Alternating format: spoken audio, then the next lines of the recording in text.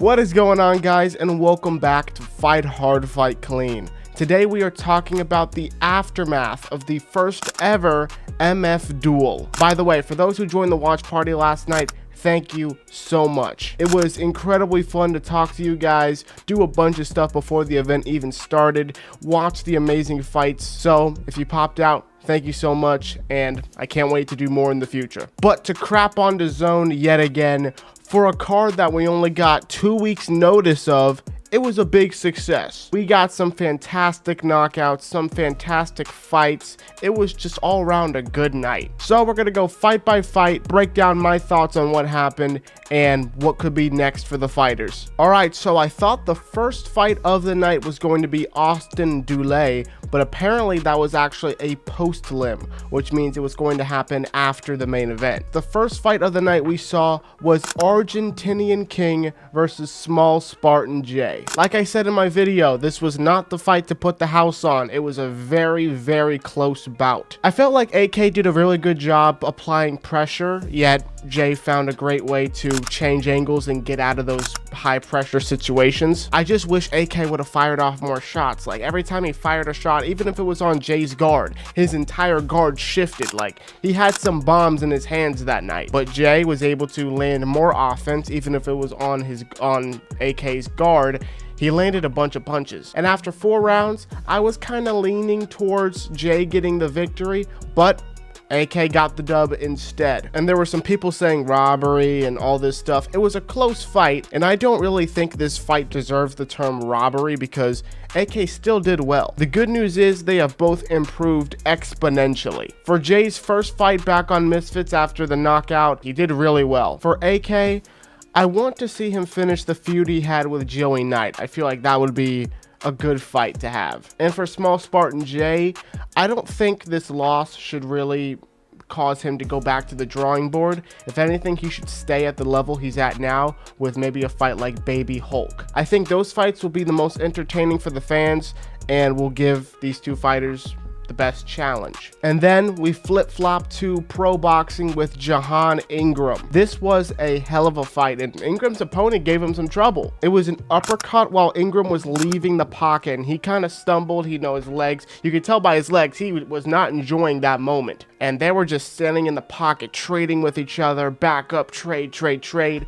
But when they got in the corner, Ingram could not miss with his uppercut. And after seeing about 92 uppercuts from Jahan Ingram, the referee decided, yeah, this is enough. I'm stopping this. Jahan Ingram got the W, and it was a great comeback victory. All right, now this fight, B-Dave versus Rod Stewart's son, otherwise known as Sean Stewart, if you want to go by his real name. Before I say anything, please play my reaction. Come on, Rod Stewart's son. I'm not being impartial for this fight. Right hand lands for Rod Stewart. Oh, goodness gracious. Oh my God. He's out completely. Oh my God, he's stiff out. B-Dave just killed somebody. Yeah, that was definitely one of my favorite reactions from the whole night. I don't know what he was doing here. I don't know what the he was getting in there. He was throwing the punches. I think he landed a few, and then this is where boom. Now after this punch, I don't know what he did. I don't know what the plan was or what he was trying to do. I don't know if he was taunting. I don't know if he was out on his feet, but this one landed, then the right one completely stiffened him, stiff as a board, and then straight back, head bounced off the apron, and then he's the less said about that, the better. I thought Sean Stewart was going to do much better than that, but yeah, that was an absolute train wreck by B-Dave. What's next for B-Dave? Probably Nick Lamau. Alex Wasabi versus Nick Lamau was planned for the Misfits Mania card in December, but Alex Wasabi had to pull out due to a spinal injury. And B-Dave seems to be completely fine from that fight with Sean Stewart, so I don't know why you wouldn't just slot him in there for a fight with Nick Lamau. Nick Lamau also shared his interest in fighting Luis Pineda on the card, but I would much rather see B-Dave versus Nick Lamau. There's history there, and I think that's a better fight. What's next for Sean Stewart? The couch. And then next, the return of Ashton H2O Silv and the Misfits Pro debut of H2O Silv. He was on fire that night. He was the king of the Counter-Strike. I'm talking the first knockdown completely caught me off guard. Like, play the reaction, please. H2O doing a great job of applying. Oh my God, right hand, he's already down. And then they just kept happening over and over and over again. And credit to his opponent for continuously getting up. But after one left hook, the referee realized, yeah, he is out on his feet. And if I don't step in here, he's going to die. So the referee stepped in and H2O Silv got the TKO victory. What's next for H2O Silv? Domination. I am very excited to see where he goes from here, and he's going to be able to rub it in the face of most valuable promotions. I still can't say valuable. Hold on. Just as I was closing the video out, look at this. When I signed with MVP, everyone called it a clown show. They asked why a real fighter with so much potential would sign with an influencer. Truth is, I believed in what they were building, and look where they are now. Same thing now with Misfits Boxing. I believe in what they're trying to build. I trust Mams Taylor, and I want the biggest fights out there. They'll come. I'm trusting the process. And then we stay on the tracks of professional boxing with the return of Amir Cashman Anderson. I had no idea who his opponent was, but it was actually a pretty experienced guy. I think he had like 60 fights, but they were both split between 30 wins and 30 losses. Amir Anderson hit him directly in the liver, and after doing some kind of somersault, like after that somersault, I thought he was okay. I thought he was gonna be like, get right back up and keep fighting, but nah. Somersault, and then he just crumpled on the ground. He stayed on the ground, and Amir Anderson got the TKO victory. What's next for Amir Cashman Anderson? Well, Joe Laws got in the ring, and that was a really heated exchange. I'm expecting to see that on the future event. He also called out Harley Ben at the end of his fight, so I think those two fights are going to be the next steps in the career of Amir Cashman Anderson. Oh, sorry, I forgot. Play my reaction, please. Editor, where are you at? Oh, big body shot, Jock Cedric Bell. He did a backwards roly-poly. He is hurt badly. You know you're hurt bad when you do a backwards roly-poly. And now this fight. Oh my goodness. Julie Polka versus Monica Medina. I technically got this right in my video. It was a decision, but I also said dominant decision, which was incredibly incorrect. Julie Polka got knocked down in this fight. And credit to her for getting up and continuing to fight and get that decision victory, but this should not have been a decision, in my opinion. This should not have been this difficult for Julie Polka. And credit to Medina. From the fights I saw, I thought she was going to get flatlined, but she held her own in there. And, you know, just for good measure, editor, trying to find the oh my God, right-hander drops Julie Polka. Oh my God. Monica Medina just dropped Julie Polka. Dude! Thank you, editor. This performance should make Julie Polka go back to the drawing board, which is not a bad thing. You should never be ashamed to revisit and re-sharpen your fundamentals. That should never be a bad thing. And this could be blamed to ring rust because, again, her accuracy was off. Her ability to land shots was really off.